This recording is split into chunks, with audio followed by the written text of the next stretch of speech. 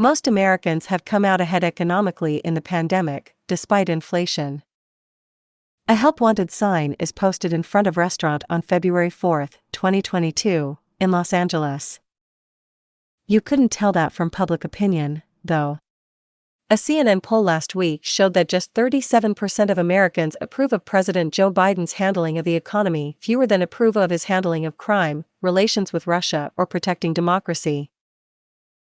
The highest rate of inflation in 4 decades, 7.5% on an annual basis in last week's government data, explains part of the sour mood. Yet that worrisome milestone is directly related to another, more reassuring one: the highest annual economic growth in 4 decades, with an unemployment rate of just 4%. Different economists use different measures of economic gains. Inflation looks more threatening when considering 2021 alone, but less so when also incorporating 2020, when initial COVID-19 shutdowns pushed prices down for high-profile expenses such as gasoline. At realtimeinequality.org, economists at the University of California, Berkeley estimate that disposable income for Americans overall increased by 5.3% after inflation from December 2019 to December 2021. Using that measure, which includes the effects of both labor income and COVID relief payments, the bottom 50% of earners saw their disposable income rise by 10.9%, compared with 3.8% for the middle 40% and 4.4% for the top 10%. Examining changes in wages alone, Aaron Dubé of the University of Massachusetts Amherst estimates that 2/3 of American workers have seen their wages go up after accounting for inflation over the last 2 years. Over just the last year, when inflation accelerated substantially, roughly 1/3 of workers have come out ahead, Dubé says. Outsized gains at the bottom of the income scale chip away at inequality and create opportunity for younger workers who fill many lower-skill, lower-paying jobs. The labor market is running hot enough that millions of Americans keep quitting their jobs for higher-paying new ones in what White House economist Bharat Ramamurthy calls the Great Upgrade. More affluent older Americans have benefited from booming real estate and financial markets. Since February 2020, the Dow Jones Industrial Average has risen roughly 19%. To be sure, overall averages conceal the significant chunk of Americans, neither rich nor poor, who have lost ground to inflation in recent months.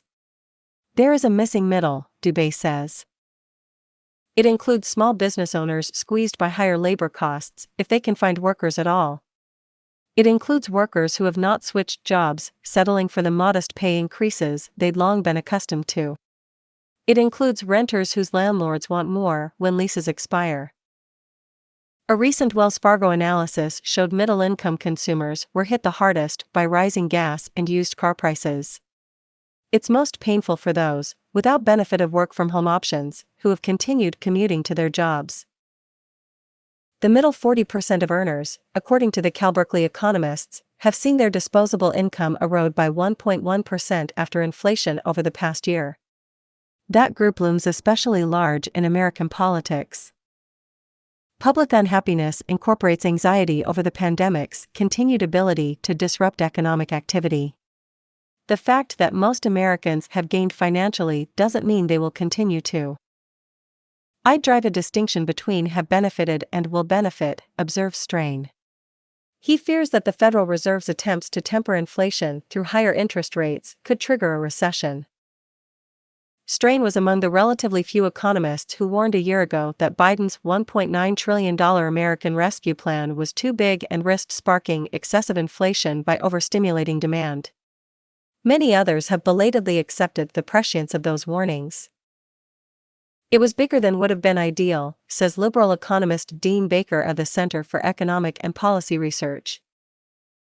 Of course, the part of Biden's rescue plan that economists most lament for unnecessarily fueling inflation was also the most politically irresistible.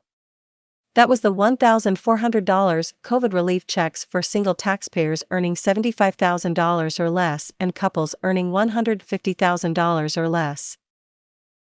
The Biden administration has worked for months to ease choke points in the supply chain for scarce goods such as automobiles. But the principal inflation-fighting power lies with the Fed, and Americans unhappy about inflation today may not like tomorrow's higher borrowing costs much better. People screaming for Biden to do something do not want the Fed to raise interest rates, says Betsy Stevenson, a former Obama administration economist now at the University of Michigan. They want more damn cars.